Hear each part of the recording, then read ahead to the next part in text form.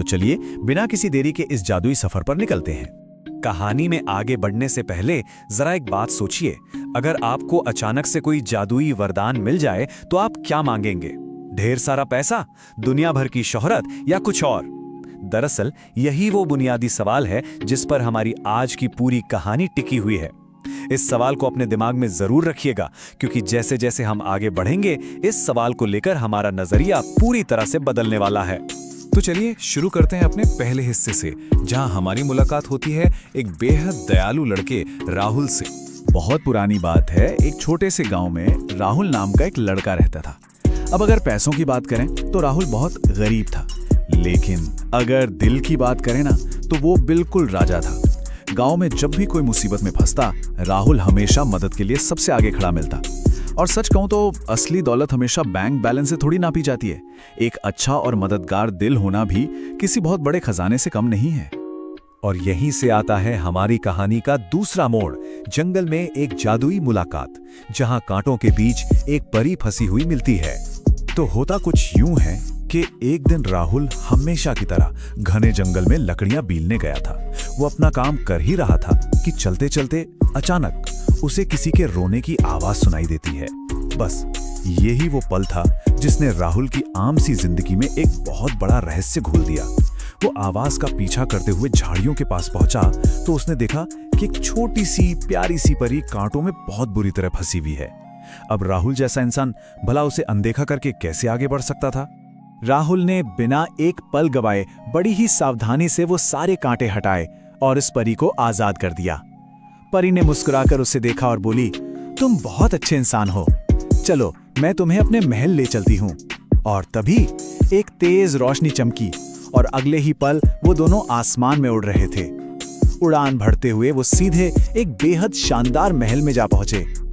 आप खुद सोचिए, एक छोटी सी निस्वार्थ मदद ने कैसे सब कुछ जादुई तरीके से बदल दिया।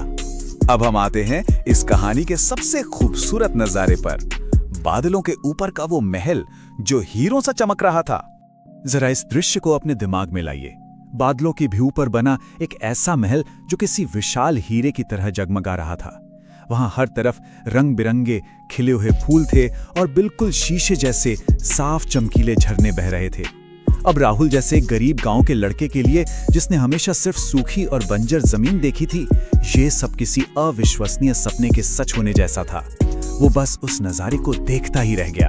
लेकिन महल की सारी सुंदरता तो महज एक शुरुआत थी। असली कहानी तो अब शुरू होती है। निस्वार्थ वरदान, राहुल का सबसे बड़ा इम्तिहान। यहां पर आता है कहानी का सबसे बड़ा और अहम मोड़। महल की रानी परी खुद राहुल का स्वागत करने आती है। वो खुश होकर राहुल से कहती है, तुमने हमारी परी की जान बचाई है, इसके बदले में तुम मुझसे कोई भी एक इच्छा मांग सकते हो। याद है वो सवाल जो हमने शुरू में खुद से पूछा था? अब वो राहुल के सामने हकीकत बनकर खड़ा था। वो चाहता तो दुनिया की कोई भी चीज मांग सकता था, अपने लिए ढेर सारा पैसा, एक आलीशान घर, या हमेशा के लिए अपनी गरीबी मिटाने का जादू। ये वाकई एक बहुत ही बड़ा प्रस्ताव था। लेकिन राहुल का जवाब सुनकर आप भी दंग रह जाएंगे। उसने पता है क्या कहा? उसने कहा, महारानी, मुझे अपने लिए कुछ नहीं चाहिए, बस मेरा गांव खुशहाल हो जाए। मतलब बिना अपने फायदे की परवाह किए उसने अपने पूरे गांव के बारे में सोचा। ये दिखाता है कि उसका दिल सच में कितना अमीर था। राहुल के इस एक जवाब ने इनाम या वरदान का पूरा मतलब ही बदल कर रख दिया।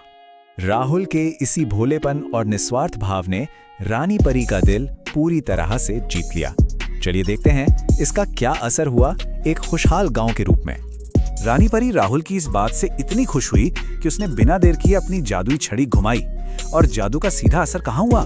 राहुल के गांव पर। जहां कल तक गांव में सूखे खेत और भयानक गरीबी थी, वहां पलक झपकते ही खेत हरे भरे हो गए। जो कुएं बरसों से सूख चुके थे वो अचानक पानी से लबालब भर गए। गांव की सारी परेशानी, सारी गरीबी बस एक ही झटके में छूमंतर हो गई। एक इंसान के छोटे से निस्वार्थ फैसले ने पूरे गांव की तकदीर ही पलट कर रख दी। जब राहुल लौटकर अपने गांव पहुंचा तो वहां चारों तरफ जश्न मन रहा था। हर कोई इतना खुश था कि पूछिए मत, और सबने राहुल को इस चमत्कार के लिए गले लगाकर धन्यवाद कहा। इस पूरी घटना के बाद राहुल को एक बहुत गहरी बात समझ आ गई थी कि सच्ची खुशी किसी भी महल या धन दौलत में नहीं, बल्कि दूसरों की मदद करने में है। अपनों के चेहरों पर वो खुशी और मुस्कान देखकर राहुल को जो सुकून मिला, वही उसका सबसे बड़ा इनाम था। तो अब जब हमने ये शानदार कहानी सुन ली है, तो चलिए आते हैं इसके आखिरी और सबसे जरूरी हिस्से पर, इस कहानी की सीख और असल जिंदगी में हमारे लिए इसके मायने। इस पूरी कहानी से दो बातें तो बिल्कुल साफ निकल कर आती हैं।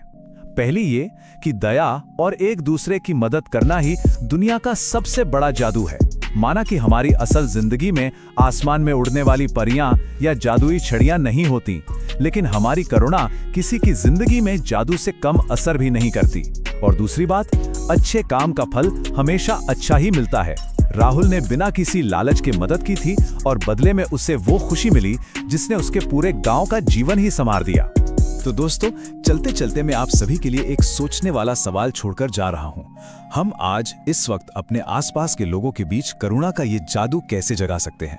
देखिए, कहानियां सिर्फ सुनकर भूल जाने के लिए नहीं होती, बल्कि उन्हें अपनी जिंदगी में उतारने के लिए होती हैं।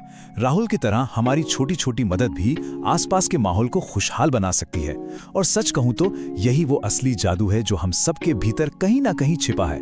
बस इसे बाहर लाने की जरूरत है। इस पर जरूर विचार कीजिएगा। आज की हमारी इस चर्चा में बस इतना ही।